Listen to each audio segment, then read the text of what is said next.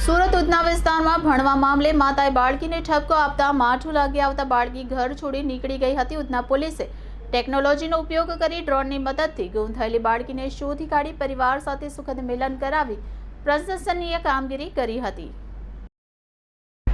ભણવા બાબતે માતાએ આપેલા ઠપકાથી નારાજ થઈ ઘર છોડી ગયેલી 8 વર્ષીય બાળકીને પોલીસે ડ્રોન ઉડાડી વિજયનગર શાક માર્કેટમાંથી શોધી કાઢી। Udhna police inspector SN Desai સમક્ષ દંપતી આવ્યો હતો। ભણવાને લઈ માતાએ આપેલા ઠપકાથી રિસાઈને તેમની 8 વર્ષીય પુત્રી સવારે 10:30 વાગે ઘરેથી જતી રહી હતી। 2 મહિના પહેલા પણ આ બાળકી ટ્યુશનથી પરત ફરતી વેળા રસ્તો ભૂલી ગઈ હોય ત્યારે પણ પોલીસે તેને શોધી હતી।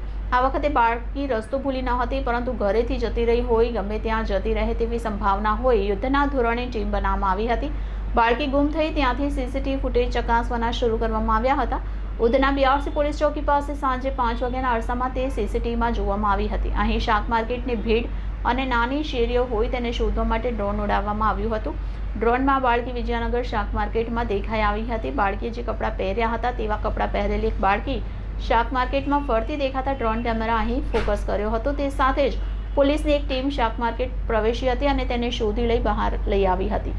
બાળકી મળી જતા માતા પિતાએ પોલીસનો આભાર માન્યો હતો। જો કે પોલીસે બાળકી સોંપવાની સાથે બાળકી વારંવાર ગુમ થઈ જતી હોય તેની વિશેષ કાળજી લેવા તથા ભવિષ્યમાં કશું અજુગતું નહીં થાય તે માટે ચોક્કસ પ્રકારની તકેદારી લેવા માટે માતા પિતાને સખત શબ્દોમાં ચીમકી આપી હતી।